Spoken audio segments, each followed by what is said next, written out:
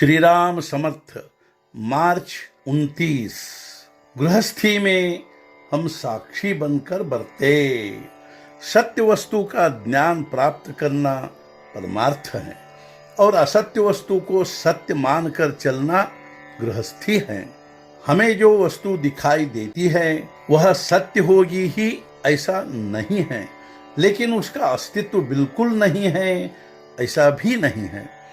वह कुछ मात्रा में होती है। एक दृष्टि से सत्य स्थिति ऐसी है कि हर कोई जो कुछ गुण उस वस्तु में होते हैं ऐसा मानता है, वे गुण तो उस वस्तु में है ही। इसके अलावा अनेक गुण उस वस्तु में होते हैं जो हमें ज्ञात नहीं है, अतः वह वस्तु निर्गुण है। दूसरी दृष्टि से वह वस्तु ऐसी है कि प्रत्येक व्यक्ति जो गुण उसमें मानता है वे उसमें हमारी कल्पना के कारण ही है, अतः वह वस्तु गुणातीत है। इस अर्थ से भी वह वस्तु निर्गुण ही है। अपने देह की रचना जैसी है वैसी ही रचना सृष्टि की है। अपने देह में पंचकोश हैं, वैसे ही सृष्टि में हैं।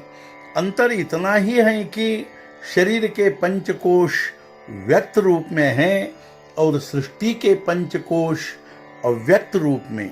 भगवान को अकेलापन अस्वस्थ करता था, इसलिए उसने अपने को अनेक रूपों में व्यक्त किया। उसका यह गुण मनुष्य ने लिया। हम मौज मजा के लिए आडंबर बढ़ाते हैं, किंतु दोनों में फर्क इतना ही है कि भगवान ने जो संसार बढ़ाया है उसके लिए वह स्वयं साक्षी रहा है, लेकिन हम आडंबर के जाल में अटक गए। भगवान सुख दुख के परे रहा, लेकिन हम दुख में डूब गए। आडंबर या संसार के बाहर जो रहेगा उसे दुख नहीं होगा। वस्तुतः सत्य बात तो यह है कि इस संसार से अलिप्त रहने के लिए ही यह सारे प्रयास हैं। संसार दुखदाई न हो ऐसा यदि हमें लगता है तो हमें गृहस्थी में साक्षी बनकर बरतना चाहिए।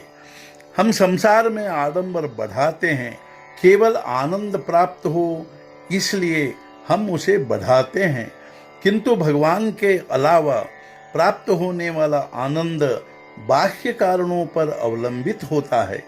बाह्य कारण जब नष्ट हो जाते हैं तब आनंद भी नष्ट होता है, इसलिए ऐसा आनंद अशाश्वत है। अतः सच्चा आनंद कहाँ प्राप्त होता है यह हमें ढूंढना चाहिए।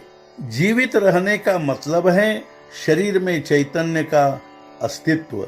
चैतन्य केवल सच्चिदानंदात्मक है, अतः जब तक हम जीवित हैं तब तक स्वाभाविक आनंद होगा ही।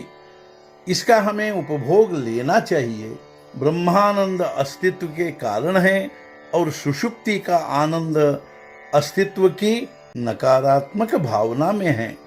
हमें जब नींद आती है तो कौन सी बात शरीर से निकल जाती है और जगने पर कौन सी बात आती है, यह प्रतिदिन होने वाला नित्य कार्य भी हमारी समझ में नहीं आता। भगवान की इच्छा से सब होता है और वही सब कार्य करता है, ऐसी भावना रखने जैसा श्रेष्ठ संतोष नहीं है। कृति में आनंद है, वह उसका जो फल है उसमें या उससे प्राप्त होने वाली आशा में नहीं है।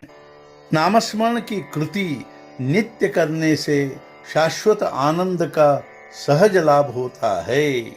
आज का मुख्य विचार, भगवंत का स्मरण करते हुए कृत्य करने से जीवन में आनंद मिलता है। सद्गुरुनाथ महाराज की जय। जय जय रघुवीर समर्थ।